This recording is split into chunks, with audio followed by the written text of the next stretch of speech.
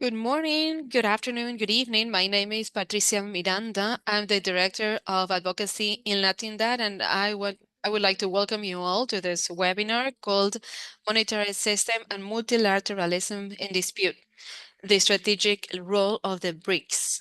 So I want to remind you all that we do have translation into Spanish. Please use it suits you better.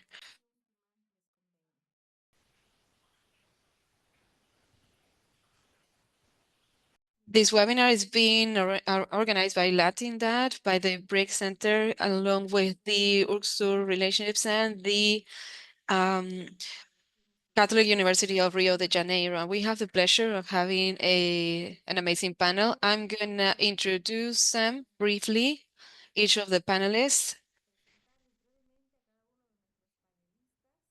And I'm going to switch to English now. I'm going to start with Jayati Ghosh. Though she needs no introduction, as she is a close ally and friend from Latindad. Thanks, Jayati, for being here. Jayati is from India, currently a professor of economics at the University of Massachusetts Amherst.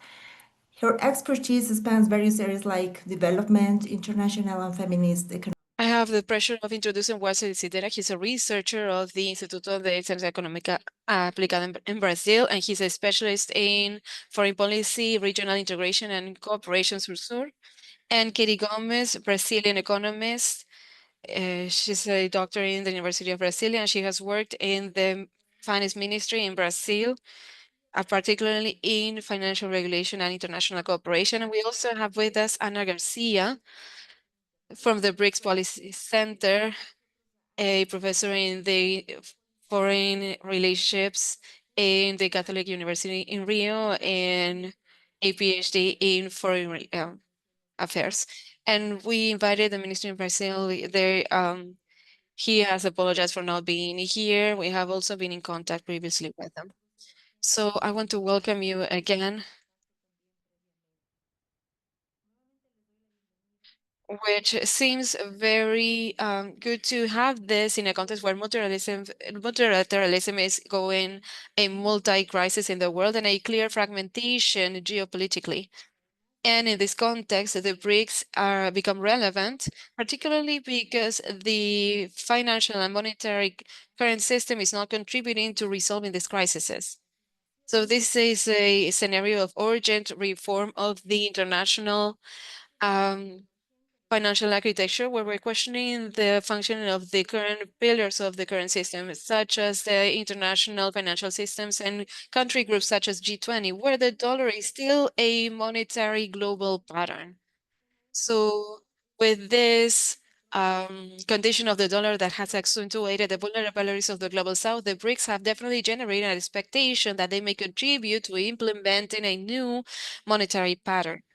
The goal of this webinar is to analyze the current role of this bloc, the BRICS bloc, before the summit in Brazil, as well as what is the potential of the BRICS in building a new paradigm of economical and financial international cooperation that is also in accordance to the current situation.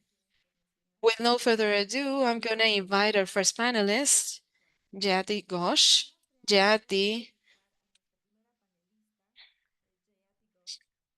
Jayati, let's talk about the $1 million question. Is it about reforming? Is it about replacing everything? Is de-dollarization in the global south viable? Is it desirable? What type of international governance is required for a new multilateralism? And how can BRICS become a real counterweight to traditional international financial institutions? Jayati, the floor is yours. Thank you. Thank you so much, Patricia, and it's a pleasure to be with all of you. So let me try and answer some of your questions, which are actually quite difficult and complex. They're not so simple.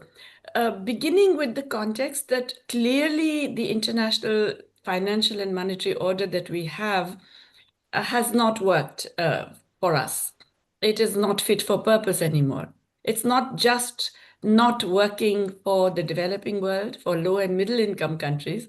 It's actually not even working for the rich countries. and it's not doing some of the basic things that they were required to do. So the Bretton Woods institutions, the IMF was supposed to ensure financial stability, was supposed to make sure that trading arrangements were easy by ensuring that every country had access to sufficient liquidity for those trading arrangements, that there would be a stable system of currency arrangements that would not involve too much currency volatility, and that there would be a basic support net. There would be an international financial safety net for countries in distress that face liquidity crises. It really has not, in the last few years, delivered on any of these things. The World Bank was supposed to ensure that we got global public investment, that in fact the required investments in particular countries were enabled by longer term patient lending, and that countries could actually spend on the things that are necessary for both national and international needs. Planetary survival, climate change are the most obvious things, but there are many other requirements for development, for social and economic development, for health, and so on. And once again, the World Bank has miserably failed in this, in the last few years especially. What we find is that they have actually been pro-cyclical in their own lending. Instead of operating against economic cycles created by the policies of advanced countries, they have operated along with them. And of course, the dollar hegemony has been a critical element of this. Now, what we find is that the new administration in the US has, in a way, upended all of this. But it doesn't start with President Trump or his second term.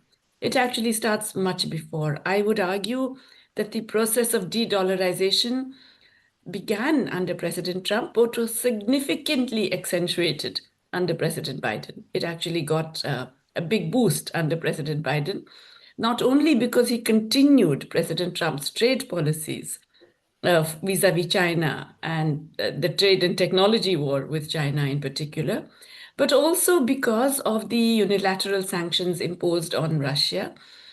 The US has already done this for countries like Venezuela, Iran, Cuba for many years. But Russia is a really large economy in that sense, and it was a very significant move to not only freeze the assets of Russia in the US and in Europe, but also then to say that those assets would be used to support Ukraine in contravention of all international law, actually. And then to also say that they would be excluded from a payment system, which is dominantly Western-based, the SWIFT payment system. Now, all this already led to moves across the world for a shift out of dollar reserves into other currencies and into gold. And we have seen this not just for China, but for Japan, for Korea, for pretty much every country, every region is trying to reduce their dependence and their reliance on dollar reserves. That's one element of it. And shifting into a variety of currencies, multiple currencies, as well as to gold. But this is not something that will happen overnight. The de-dollarization of the global economy, it's not going to be one clear shift that we say in this year it happened. It will take probably several decades before this happens. We have to look back to history to remember how pound sterling got gradually displaced as the global currency. It didn't happen even after the First World War declared that pound sterling was no longer really a stable and viable numeraire globally. It took decades before, in fact, there was a very clear alternative in terms of the dollar reserve system that became the Bretton Woods system. And so there was a period of several decades of unstable monetary arrangements and competitive devaluations, volatility, all of that. I think something similar is going to happen in future.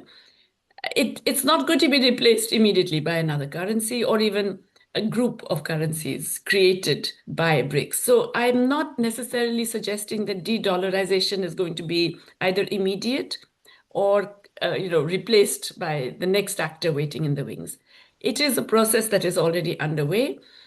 Now it's up to individual countries to think of how they are going to address this and what is the best way in which they can get an advantage out of the new chaos and flux that the system will go through.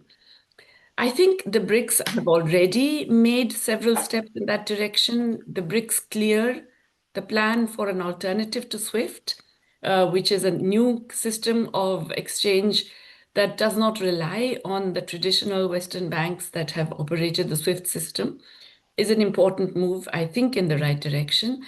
There are more plans for currency swaps among BRICS countries, led by, of course, renminbi swaps. There are plans for, I think, some kind of an emerging financial safety net. The Kazan Declaration hinted in that direction, did not completely provide, if you like, a clear roadmap, but definitely I believe there are discussions in that direction. And I think a lot more in terms of trade credit, which is a critical part of a lot of the currency flows today, and which is a very important part for low and middle income countries, I think would be dramatically improved if we got a greater integration of central bank digital currencies. China has already developed one. The Indian central bank is attempting to do one.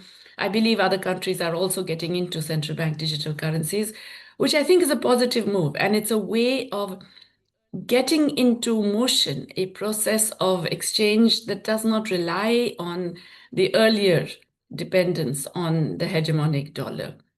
Nonetheless, it is true that many transactions, in fact, most of our transactions are still denominated in dollars. And we have the legacy effect of international capital flows that are denominated in dollars and debt payments that are denominated in dollars. All of that is going to take significant time to unwind, and the dollar is going to remain important. It's not going to go away at all.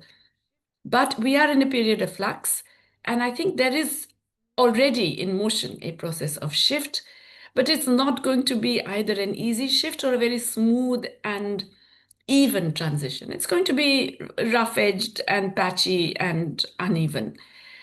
That does not mean that either the BRICS countries themselves or other countries that are not members of BRICS Plus cannot develop alternative systems.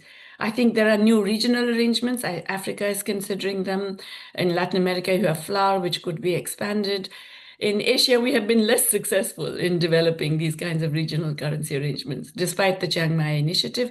But I think more and more we are going to get these exchange rate swaps, trade credit, financial basically financial safety net arrangements that will become something like, shall we say, will create different possibilities for countries. And that's all to the good. I think that is a necessary move, not just because of global uncertainty, but because dollar hegemony is no longer serving the purpose for anyone, including the US, apparently, according to President Trump.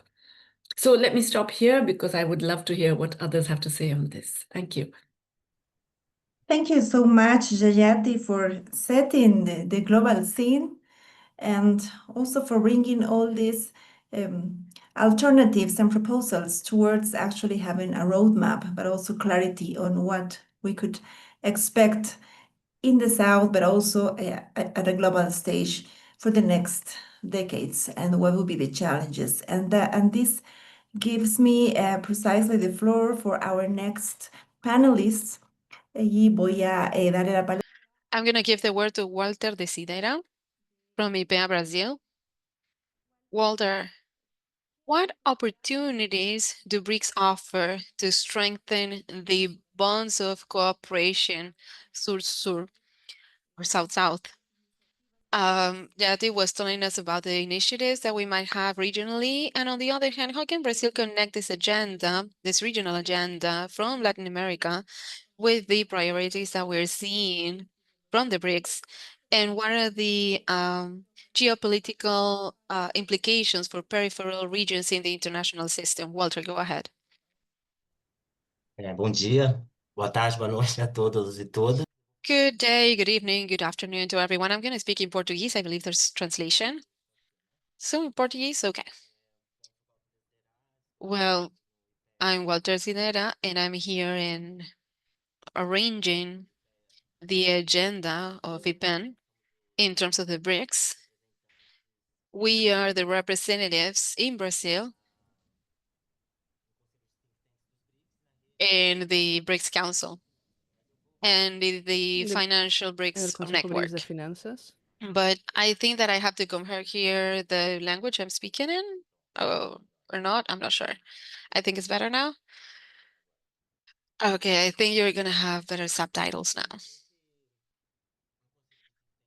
But in this BRICS Council, I am gonna be focusing in two activities that we're having this year, and I think that soon I'm gonna give you the answer to this question. So the first question, how can BRICS contribute to the South-South cooperation? So we, in the council that we have, we were developing this year a study, a joint study, which is the portfolio of the cooperation mechanisms from BRICS. First, we worked on the agendas and the schedules of events for BRICS for 2020 to 2024. And we were seeing all of the initiatives that were reflecting in the mechanism of cooperation. We could have talked with the Ministry of Foreign Affairs to see what the mechanisms are. But the thing is that the mechanisms, just like foreign policy, is horizontal. So many mechanisms are seen by other ministries. So we already have a vision in terms of the mechanisms, which encompass very wide subject matters. We have seminars, conferences, and roundtables. Just talking about the mechanisms, we ended up having a list of 187 cooperation mechanisms, and areas vary. We had agriculture, technology, international safety mechanisms, cooperation, effectiveness. We have the Business Council, which is the Business Council. So alongside, we we create this information to have in cooperation with the Inter-American Development Bank, which brings in their own concept, the principles of the South-South cooperation in terms of the loans and investments that need um, to be created. There needs to be an international cooperation of that investment and supervision of this technological transparency. There needs to be a demand. We need to be guided by the demand of the country that is receiving, and at the same time, the BRICS as an international equation of what are the two ways of South-South cooperation that we can have. The conception of the South-South cooperation is the international equalization and the having three or more countries together to act jointly in a defense of the common interest of international policy. So I think that BRICS, with the weight of the five original that were already members and representatives of great emerging regional leaders, I think that the BRICS, in this perspective of international equalization, they can cooperate with the South-South cooperation, I think, as the biggest bloc South-South, the most important one in the world right now, and the cooperation for development, which is the transparency of acknowledgement, technology, resources, better practices, so to speak. That also helps the development of the countries that are being benefited according to their demands.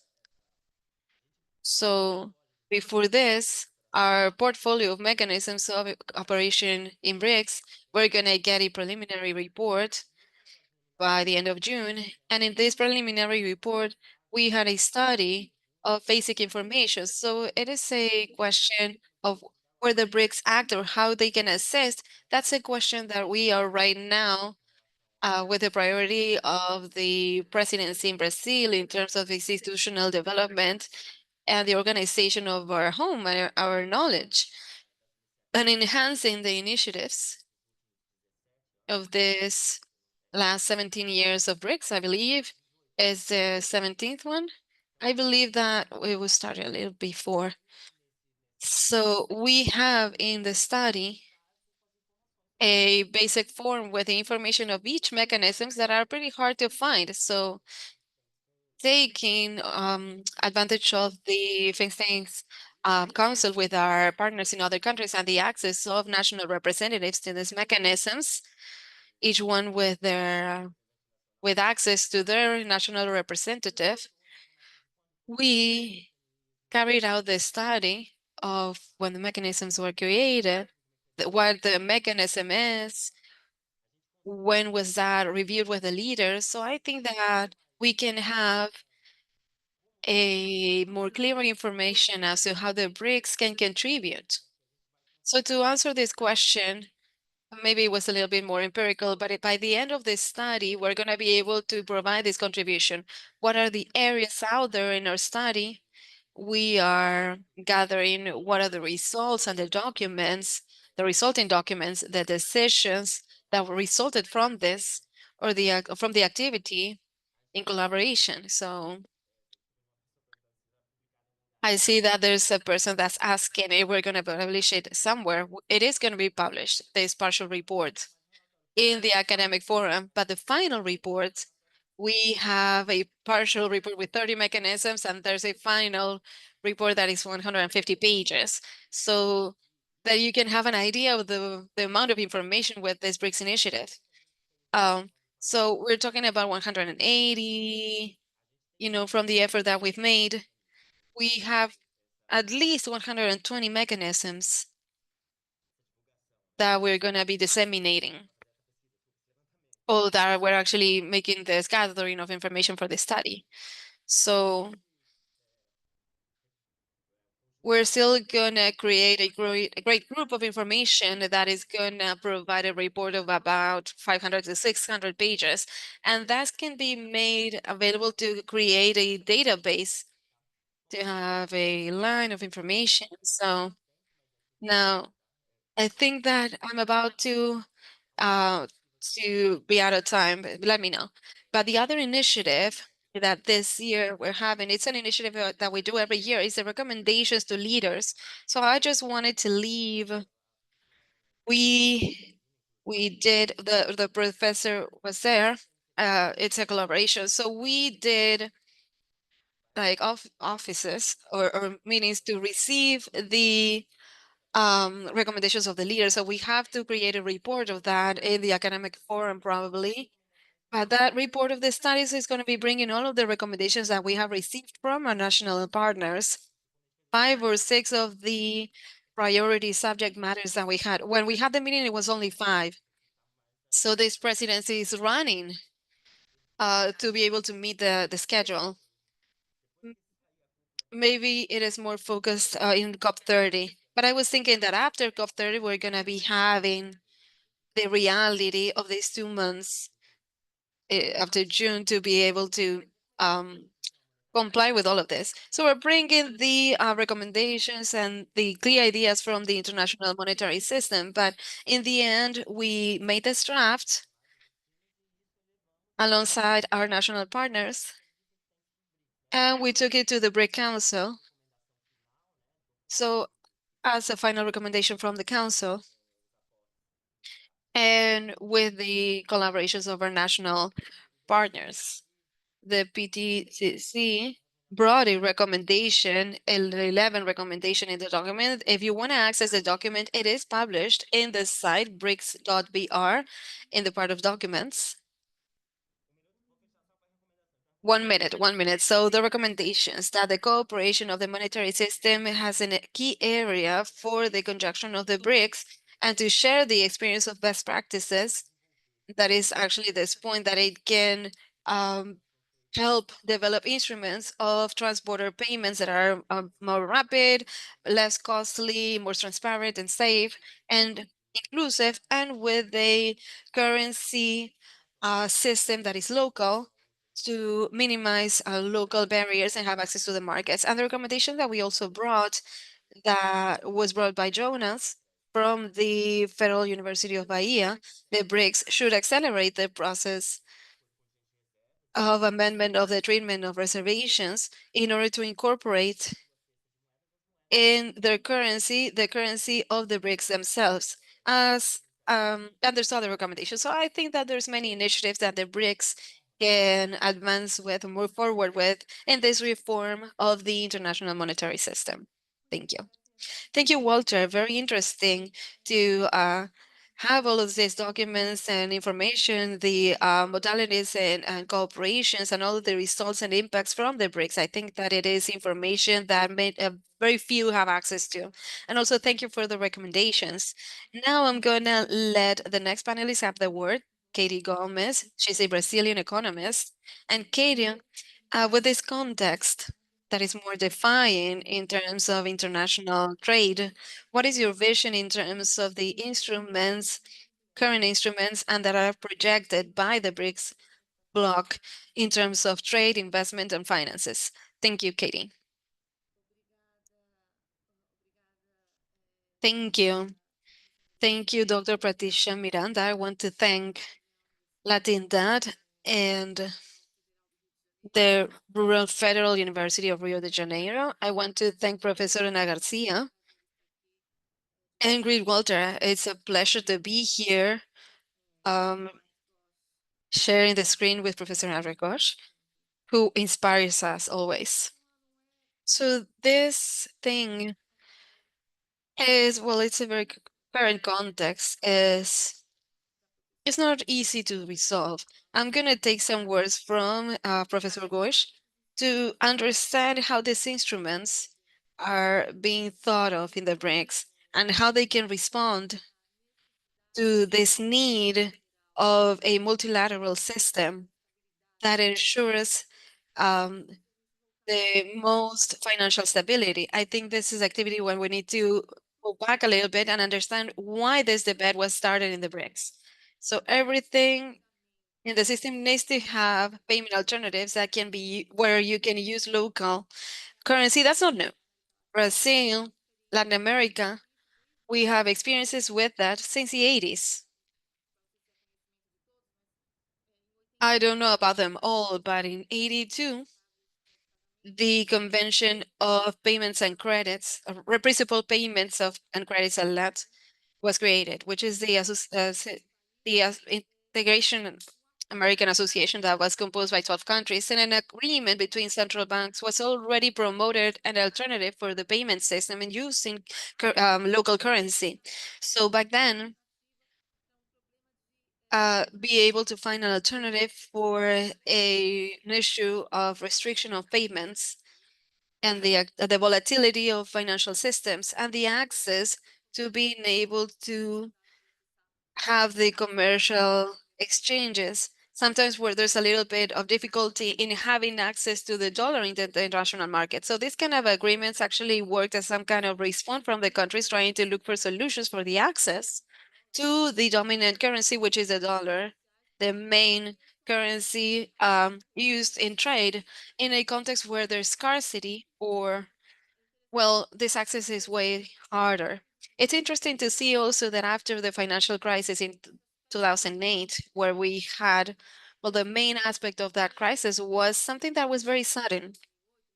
In 2008, in the second semester, we had this, and in that context, in Brazil and Argentina, they signed the first agreement to have that local currency payment system. And then that was a common initiative as a response to maintain those commercial relationships in a bigger context in international liquidity and volatility. So how do we protect our trade networks? And that grew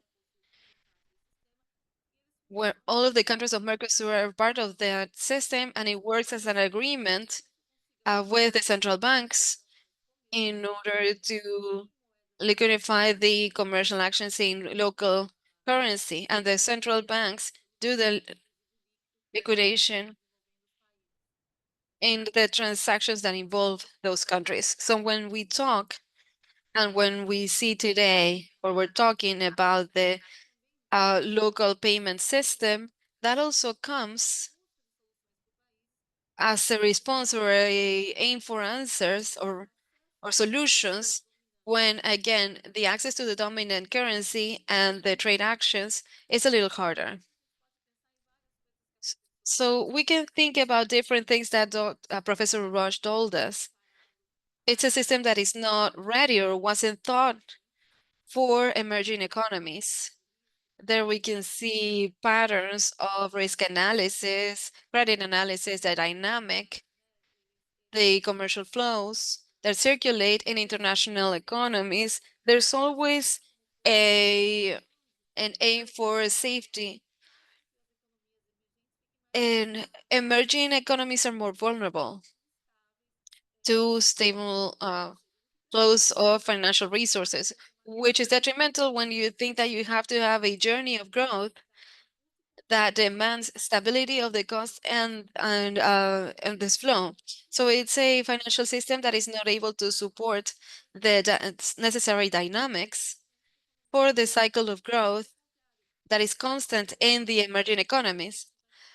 In the contrary, when they tell us that we end up having a system that goes against the economic cycle, it has to do with this point when we need a financial system that can support us and provide stability so that our financing cycle and strategy investments can remain in time and we can attain the results that we're planning. This cycle works backwards. So the logic of functioning in the way that it's built right now ends up with us being penalized, our countries, in a way that, well, you're looking for something that is fast and efficient with technology in countries with sometimes economies that are understood as safe harbors for investments. And the dollar, well, everything is very connected when we think about the SWIFT. The SWIFT currently is a system that uh, sort of encompasses all commercial flows, messaging. In that way, the banks, when you're doing exports and imports, there's a financial flow that is happening between institutions. But who's to say how this flow needs to work? That's a messenger. So that flow was created from the post-war cycle, but that is what created the bridge of what is being stated by each operation. When we have a system that encompasses the destination of commercial flows built under this logic, it ends up not working for emerging economies when we need to use these resources in a stable way. So I think that's one point. And these multilateral agreements, like I was saying before, they're born from the BRICS.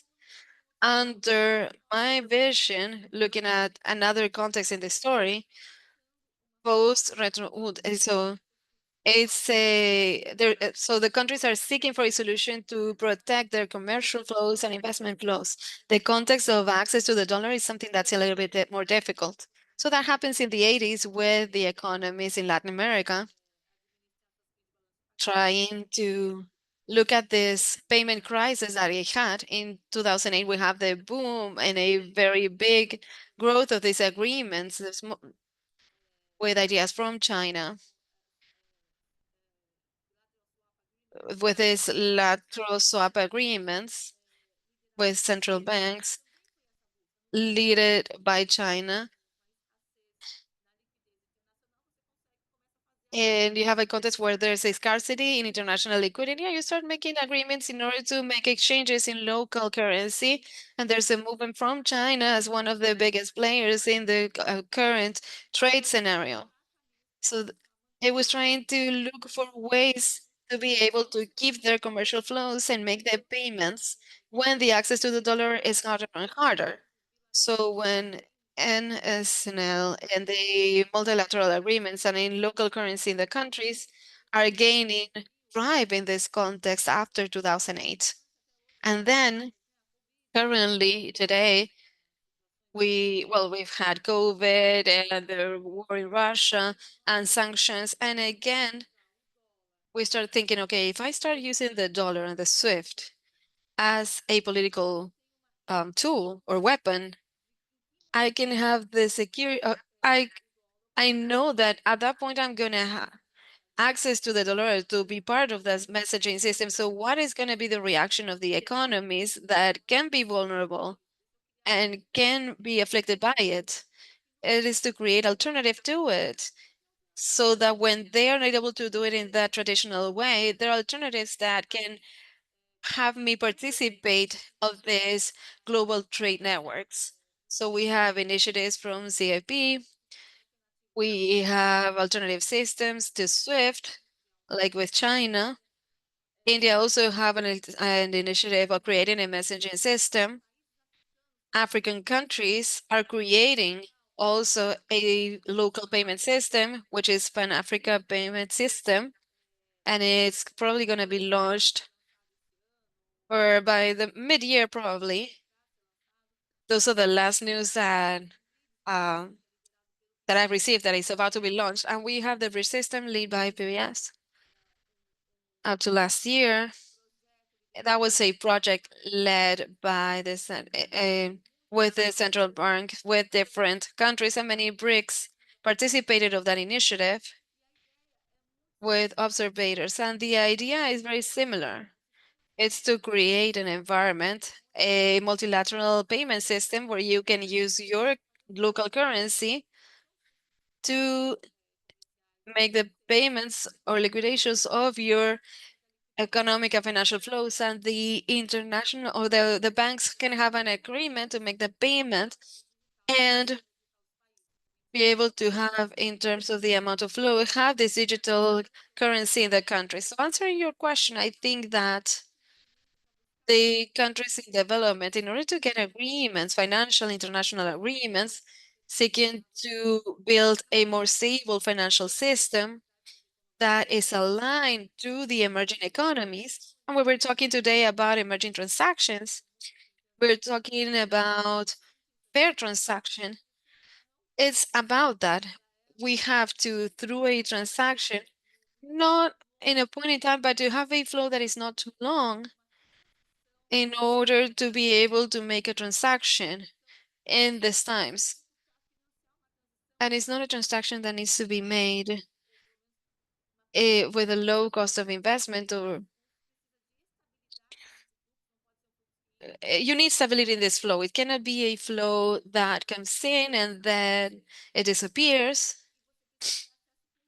And you also need to have a continuous access to this flow so that you can have a previsibility or foreseeability to see a transaction. So we need a system that is aligned to this need of the emerging economies to finance their development flow.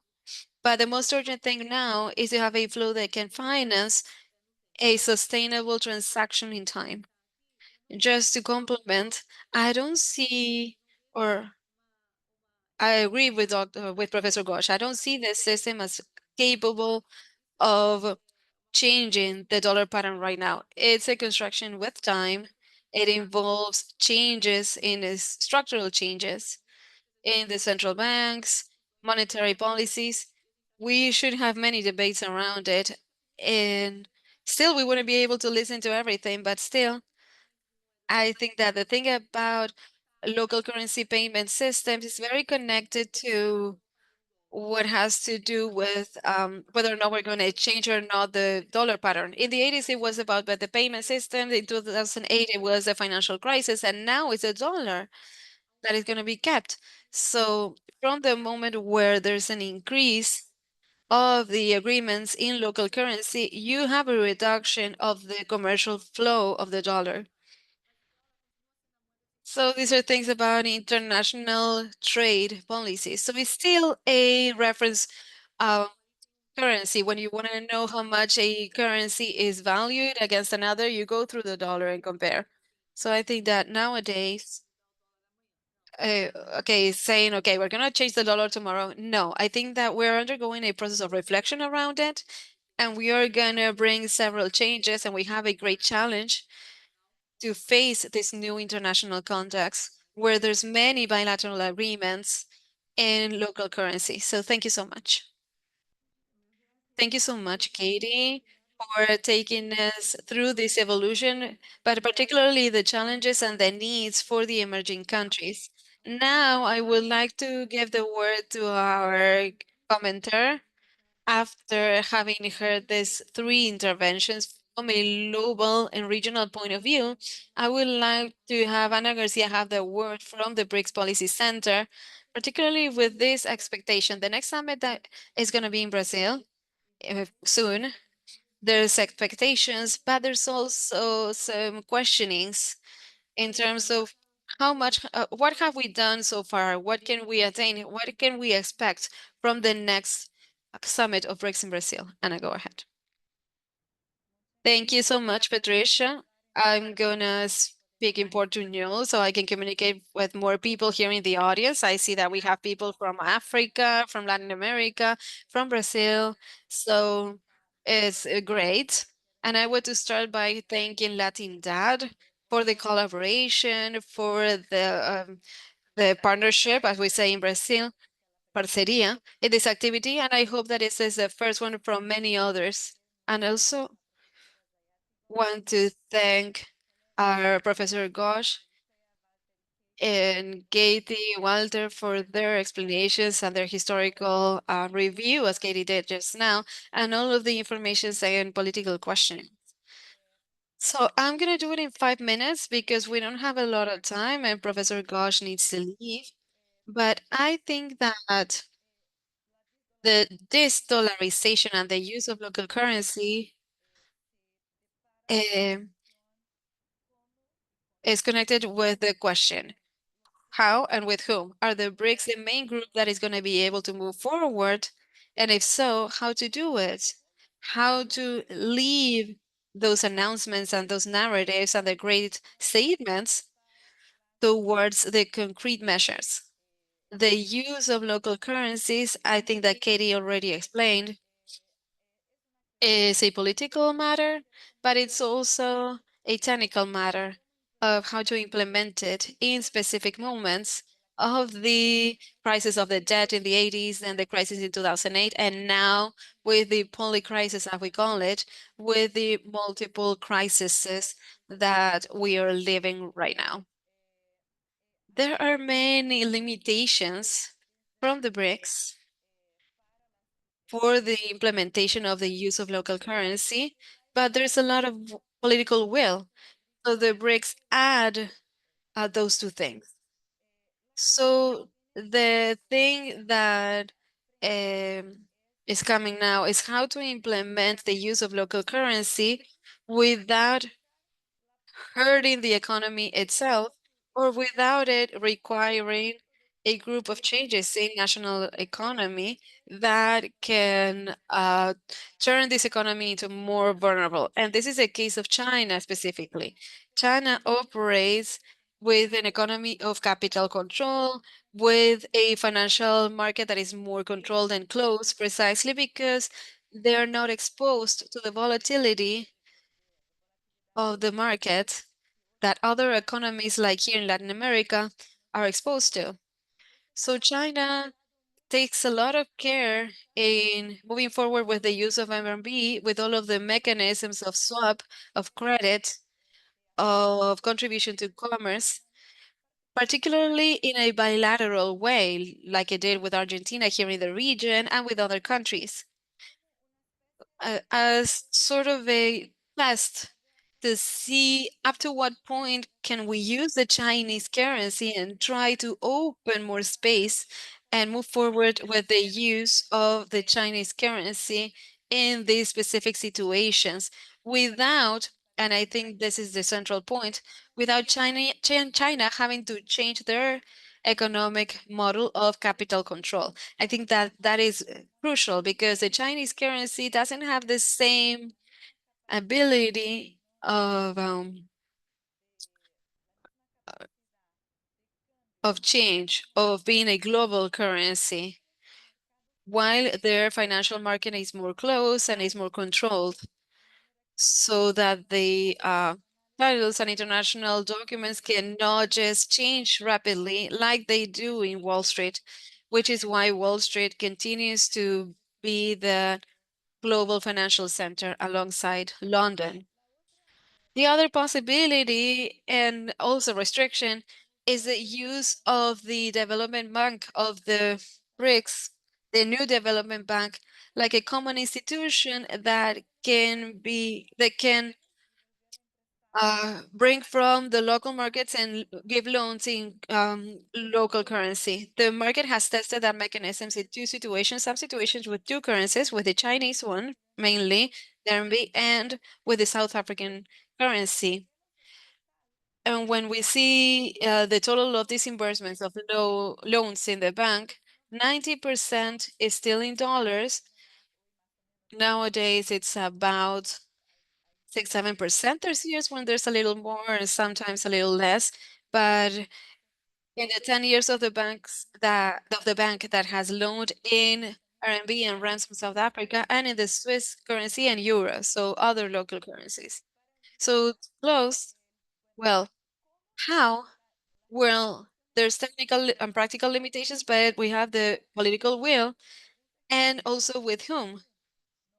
And there, I think that yes, the BRICS would have to have a main role on the one side with the participation of China itself, because if we're talking about this dollarization in a historical moment, another currency where the central bank is going to have to substitute the dollar, and right now the vision is on China taking that place.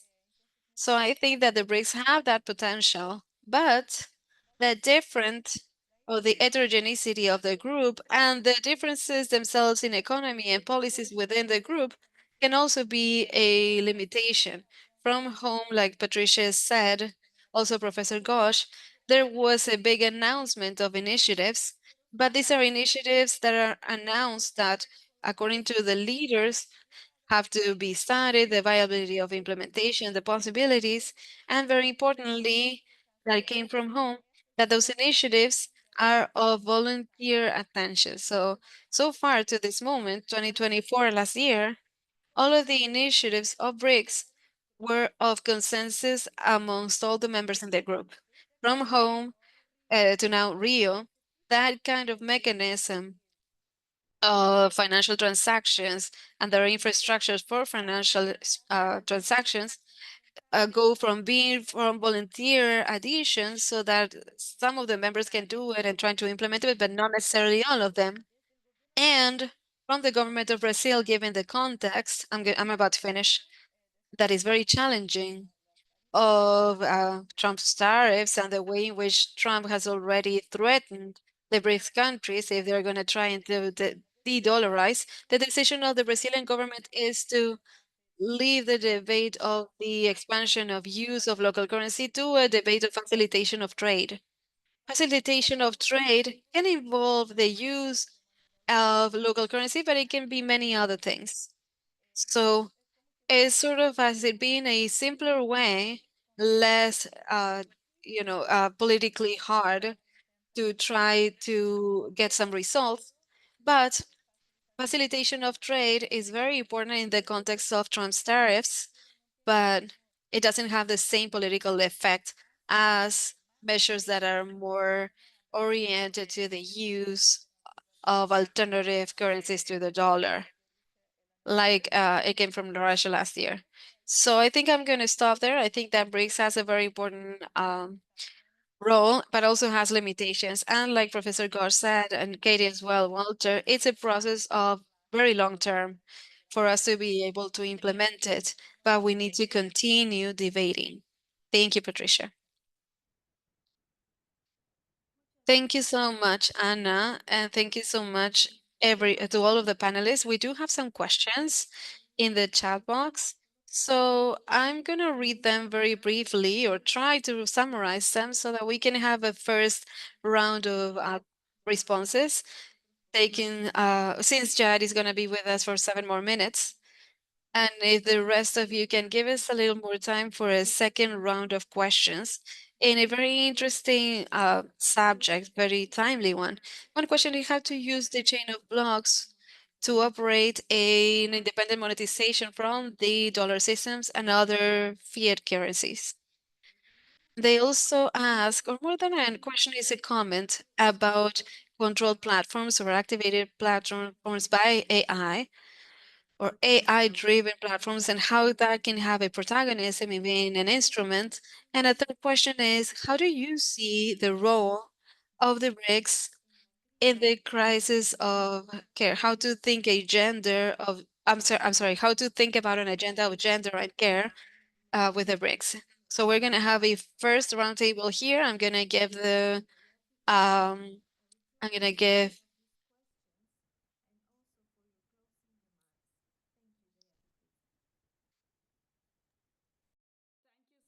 Thank you so much. I mean, what fascinating interventions and also very good questions. And I'm really sorry I have to leave. Unfortunately, I have another meeting just after this, so I can't stay. But, these are really good questions. The issue of blockchain versus fiat currency or the use of AI given tools. I think, we have to go back to the whole notion of what is money. And remember that, all of these other things that we talk about, whether they are blockchain technology or using AI and so on, they are tools to assist us in terms of how we deal with money. Now, we've had fiat money for a very long time, but the reason we can have it is because ultimately all money is entirely in the mind. It exists only within and between human minds. It is of value because we give it value and we think others give it value. And so it's really about perception. Money is ultimately about perception. And that's not something you can solve with the technology. And so, in a sense, the issue, why does everybody use the US dollar? Because we think, well, if we hold on to the dollar when we need to use it, other countries will accept it. And it's really that trust, that perception that enabled the US dollar to continue as the global reserve currency when it had no link to gold, when it had no international institution saying you have to use the US dollar as the reserve, and so on. The problem with an alternative currency is that you have to get that similar level of trust in that one currency, and that's really complicated. The ideal would be to have a global currency. As Keynes had suggested when he was first talking about the International Clearing Union, he had talked about a bancor, which would be a kind of weighted average of a bunch of important currencies, a bit like our SDR, the special drawing right today.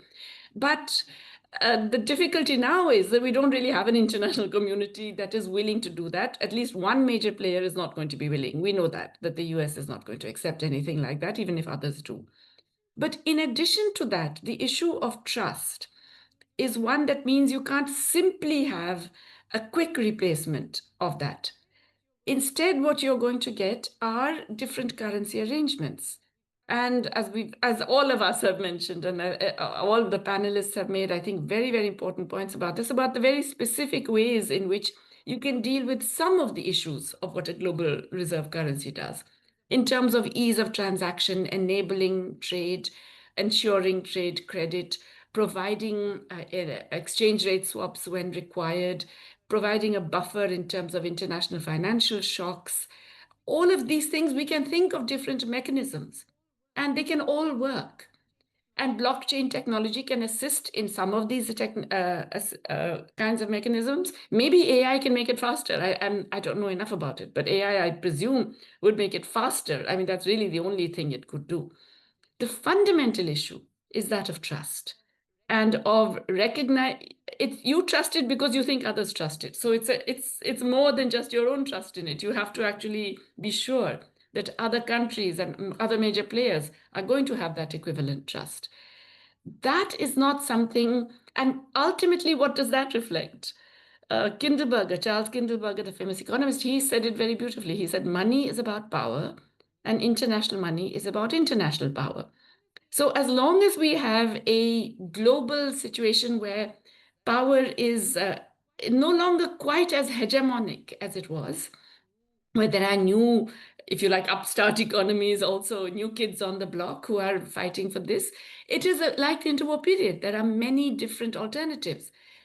I think what the BRICS attempts are is to resolve some of those concerns and some of those gaps. It's not necessarily to build an alternative to the dollar in all of its respects, but it does mean that the role played by an international hegemonic currency, that role is going to be diminished. It's going to be taken over by many different types of roles, in a sense.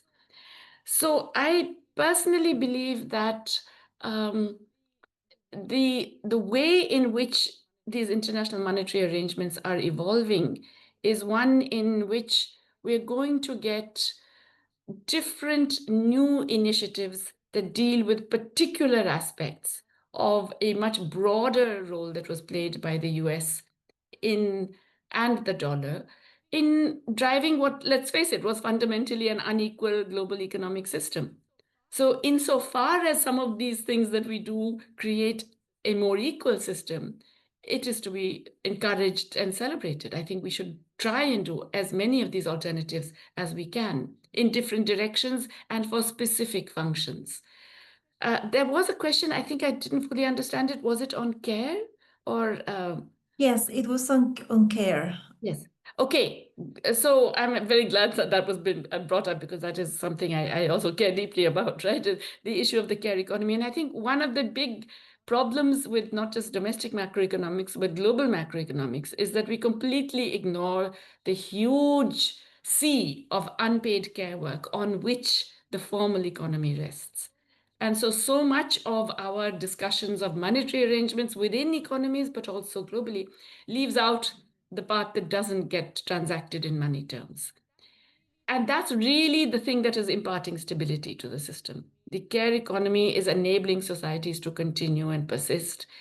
And yet it is ignored, taken for granted, and I would say exploited by macroeconomic policies, because governments and employers recognize that that economy is going to keep continuing. It's going to keep happening because the caregivers care about the people they care for. They don't stop caring even when when life is made much more difficult for them. A result of that is that even the BRICS countries, or maybe even especially the BRICS countries, they're not known for being very non-patriarchal, let's admit it, right? Many of their macroeconomic and global policies are deeply dependent on an exploitative approach to the care economy. And a truly inclusive and more democratic approach to that and to monetary and financial policy would have to recognize and integrate that under-recognized and certainly unpaid and underpaid role of care. Thank you so much, Jayati, for joining us today in this panel, for all the analysis, inputs, and contents that you have provided us, for setting the scene. You have also brought us to the reality, but also to what we can expect, to all the alternatives and hopes in terms of what do we need. I will also, one of my takeaways is it's about trust. So thank you so much, Jayati. We know you have to leave this meeting, so until another opportunity, thanks again for your participation and all your Thanks so insights. much. Thanks so much. Bye. And thank you all for continuing in this webinar. And my proposal is for us to take some additional questions and finish the roundtable with our participants and our commenter. One of the questions that we see is if the euro can replace the dollar. And on the other hand, well, we have several comments, actually. It's not so many questions. One of the other questions is about the, well, again, more challenges around what Jayati already mentioned. I think that we have basically comments that I know that the panelists have been reading it. They're in the chat box. So with this last additional question and the prior ones, I'm going to let Walter have the word.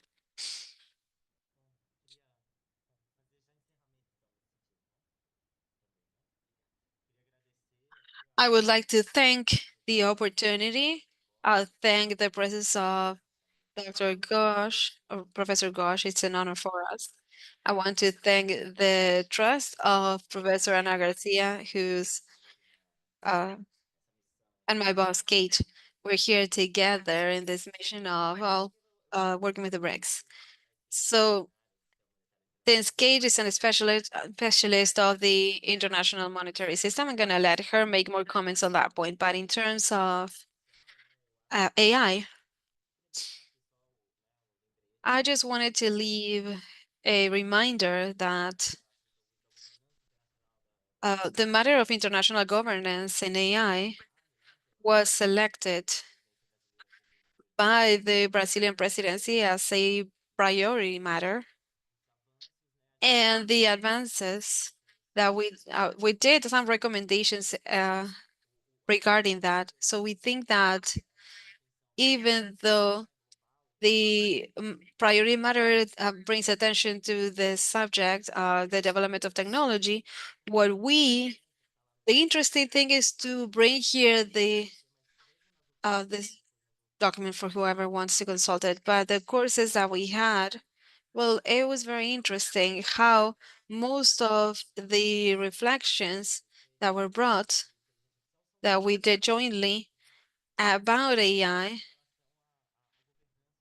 is about the interblock in terms of the matter itself. So each country has a strategy for development of AI with different characteristics. Some of them focus on infrastructure and those points, or supercomputers.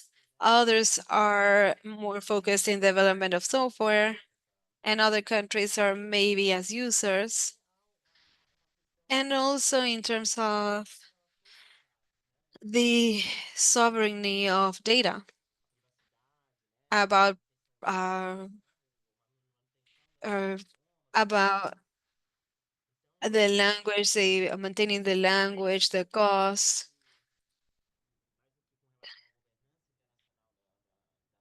and also keeping data private. So more than governance in terms of AI, the great result of this matter that Brazil attained is that a task was established with AI. You can consult. I don't have information about the results. Maybe they aren't public yet. But if you can go into the website, BRICS BR, the agenda, the schedule is there. And we have several meetings stated there regarding AI. So it's over 6 or 7 meetings. So a task force was established. So I think that we're gonna have a lot of stuff about that in the summit. In the summit, in the joint statement, we're gonna have several novels about that in terms of the vision of the BRICS in terms of that, but also about the initiatives to share physical infrastructure and the technology transfer. So I think that everybody listening to us, you can stay alert. We have a lot of interest in it, and we're going to have many results from this priority matter. I think that all of the BRICS have uh, are interested in the technological frontier here and green technology. So I think that those are 2 points that have a lot of attention. So I know that with the reception that we had in the debates, in the workshops, and also how we see in the meetings, and in the meeting that was carried out recently of the Chancellors,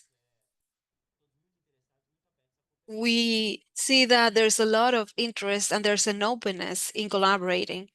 And we also have in our group, there's 2 countries that are very well developed, Russia and China, regarding that. So there's other countries that are more users of technology, but also have strategies. And we all agree in sharing information. So we're going to move forward quite a bit on it. Thank you, Walter. Katie, go ahead. Thank you. Thank you, Dr. Patricia. I also want to thank uh, the participants, Professor Ana Garcia and Walter, my colleague. Walter has done an excellent work in our institute. He's one of the persons that knows the BRICS better here. So it's an honor to have Walter with us, sharing all of the history and our actions from our presidency. I also want to thank those joining us remotely. I'm gonna go back to the debate of the dollar, the blockchain that were exposed here. There were several questions. Like Professor Gosh said, The currency is not something that we substitute when we want. So why do we use the dollar? If we stop and think, it's it's sort of it's not a decree that we need to follow, and there is an international agreement, and we're all obliged. It's the trust in the currency, in the fact that everyone is using the currency that is issued by a very strong government. So when we use the dollar, we think, okay, this economy is strong here. So if there's any issue in the international financial system, I'm using a currency that is well positioned in a strong government. So it's not easy to change that. And in terms of trust, it's sort of like everybody trusts and accepts that currency. So it's not something that we can change with technology. We could have the best and more safe blockchain, blockchain connected with the more advanced mechanisms of operations and transactions, and still the investor and ourselves, when we are gonna talk about the dollar, we think that that is the currency that has more liquidity. So when I want to buy something or somebody wants to sell me something in dollars, everybody just takes it. So there's a relationship of trust in a way that it's not easy to just get out of it. So I do agree with that line that the change in the monetary pattern that is current is very long, because is we're going to have to think, okay, what's the currency that is going to be changed into, that is going to assume that role? What currency is that trustworthy? So the debate before was, okay, what currency are we going to have? What is going to be the reference currency for international trade? And everybody embraced the dollar, but there was a debate that before, when the Banco was created, wanted to see, just like Professor Gosh said, there's something like reference in the composition of currencies and the financial flows, and we take to from that point a reference on the price where everybody could reference their currency in bank instead of dollars. So then you have the digital currency, but they opted for the dollar because it's a strong, valid economy, it's a strong government, and they can issue this currency what they want. And because since it's the stronger economy, is more vulnerable to international oscillations. So the purchase power would guarantee if if we position a currency like the dollar. So I think that is very clear. So it's very hard to substitute the dollar with any technology or AI. And I think that that is very clear. I'm going to give you two examples. The transition with SWIFT and dollar, the term of liquidations, is very long. How to make a swap with a liquidity that is pretty much instantaneous the same day. Some operations are reserved to the SWIFT, or the transactions in banks take 3 to 5 days, and they all go through the same channel, which is even slower. So it's not connected to technology and velocity, but it's because of the dollar, and I trust that. So there's many crises due to the American market. There's been several cycles where the Congress says, okay, are we going to approve this or not? Uh, are we going to take a step forward with the American debt? So the debt goes up, it goes to the Congress threatens, and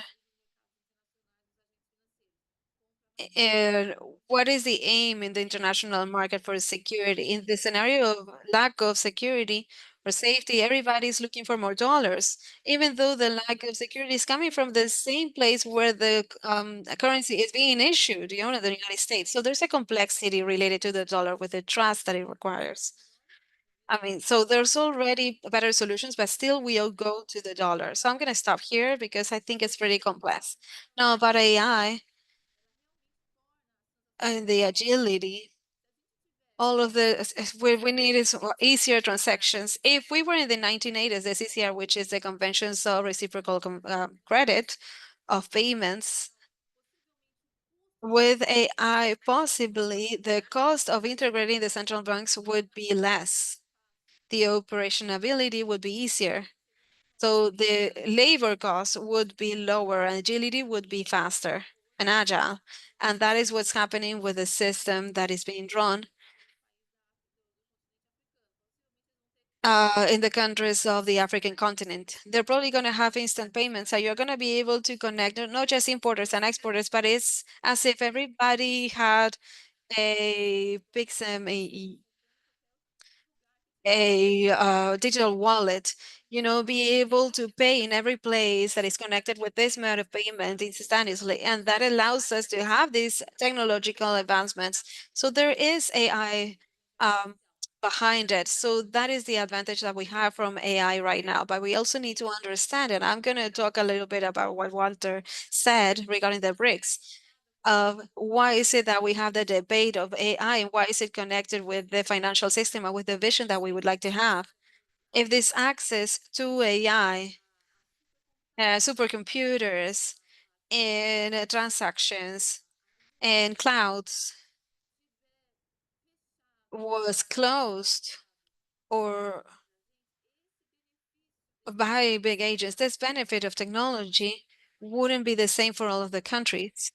So behind the debates and putting AI, bringing AI into the BRICS and the debates about the chips and the supercomputers, it goes through a vision of us wanted to have a world where, uh, aiming this balance, we cannot repeat the errors of the past. We cannot let technological advances be distributed in a non-equal way between the countries. And with AI, that is crucial. In the management of interoperability with the different technologies that are developed in different countries, it's crucial. So it is it's mandatory for you to absorb a technology in order to determine a company or a country that has a way to see about their technological development. So the way to have payment systems is have access to all technological advances and all of those points, medicine, areas like health, transportation, communications, and infrastructure. We need to think about developing democratic access for technological advances of AI and operation with supercomputers. It is a point where when you mention about inequality, when you think about the financial that questions a certain partner, it's because they have an equal financial system and they're not able to provide solutions to financial issues of emerging economies. So that is something that comes from everywhere with multilateral payment agreements to try to provide stability. When we're talking about AI in a debate table, it's because we believe that this needs to become more equal between countries, and inequality is in the central point of the debate. So I think that that is a crucial question about care economy. It goes through that. The care economy, how we're going to incorporate that in macroeconomy, in the functioning of macroeconomy, it goes through a vision. How do I build an economic system that is, or where inequality is the central point of the debate and is not left outside in the margin of the economy? And we had a very strong debate in G20 about that. Talking about inequality is not easy. It's not easy to have economists and ministers of income and the central bank and to debate about inequality. But it determines the rhythm of economy and how we develop ourselves. So the economy of care is connected to that. So if we're able to think about financial economical systems, pointing inequality as a central point, as a crucial part of the debate, all of the other debates of care economy, of improvements, debates regarding work systems, work hours, goes through that. So all of this debate comes, I'm not gonna say it's automatic, but it needs to be more, uh, we break barriers of thinking about it, and those barriers are not just in the financial part, because the financial part system is part of the economy, but there's other barriers that we also have. Thank you so much. Thank you so much, Katie. Anna, go ahead. Thank you, Patricia. Excellent talks, Katie, Walter. Thank you so much. I would like to close and also dialogue here with the questions in the sense that what to expect and what not to expect from BRICS.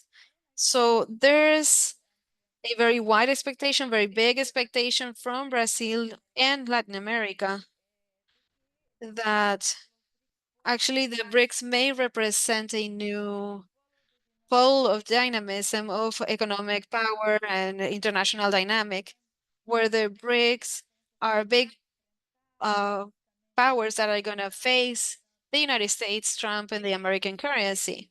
So there's a lot of expectations that are not going to be translated, at least not in the short term, with the BRICS countries in that way as we have right now. We have, as Katie just said very well, and was reinforced by Professor Ghosh, we have countries with extreme inequalities where the gender agenda and the care economy is not addressed right now. Right with the BRICS, that's also reinforced. These are countries that still have not had an energetic transition, and they're not going to do it because they're also facing their own matters. And we strengthen that with the BRICS. Now, the expansion of oil or petroleum producing countries that have the petrodollars. So we have limitations and we have to deal with reality of what is possible to be done step by step and face the situation as it is. And there are two things here that I would like to address. First, dialoguing with a colleague in China that works in the monetary system. We were saying that if the dollar has the extravagant privilege, as we know, the global currency also have the burden, the way, the extravagant issue. We need to open economy. We need to change the economy in order to have a global currency. And that is not simple without having negative consequences, in the case of China particularly. So there is a extravagant burden to be the global currency that up to now no other country has been in the conditions, even if they have the political will to do it. The other thing, which is very important, that we have debated a lot here in Latin America with several colleagues in, is that opposing term tariffs or trans policies of the selective protectionism and destructive protectionism of the rules and regulations of the systems that the Americans themselves created is not automatically to defend free trade. It is not automatically defending the OMs, the trade or world organization as it was and free trade that has generated a globalization that benefited the rich and the multinational and harmed the working class and females and the environment, as we had particularly from the 90s, but that started even before. We have to develop a criticism to what's happening right now in the United States without falling in the risk of defending something that from Latin America harmed us historically, left us worse, which is the sudden openness of the markets in the 90s, the lack of regulation in environment, in work rights and economics, and the road that we made in some economics, in some economies such as Brazil, Argentina, and others that left us much more vulnerable to the oscillations in the international markets. So we need to be careful in debates. We need to measure, calibrate expectations facing BRICS without, of course, um, let's say, pressure or act facing the BRICS like think tanks do or many groups in civil society, so that BRICS actually become that power, contra-hegemonic power against this global south. So I want to finish with that. And I thank so much the presence of everybody here of Latin Dad. Thank you so much. And I also want to thank all of our panelists, Chayati Ghosh, Walter Desidera, Katie Gomez, Ana Senora. It's been an amazing panel with experts, with specialists. I think that this is a conversation that is a dialogue that leaves us with extra flavor for everybody. And well, we're going to leave with many reflections. First, we have a financial monetary system that is not serving everyone in the same way. Like Jayati Ghosh said, is not fit for purpose. And we also have uh, from the BRICS and in the different summits and declarations that we have been seeing, there's a very interesting bet on a reform of the international financial architecture. There is a bet on an alternative to the payment systems, where we do see this intent to reduce the dollar hegemony, but not a complete dollarization, which is something that would be a very long-term process.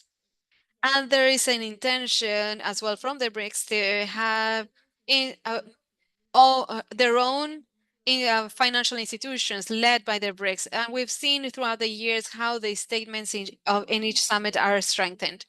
But it would be also interesting to have a roadmap, like we were saying in the webinar.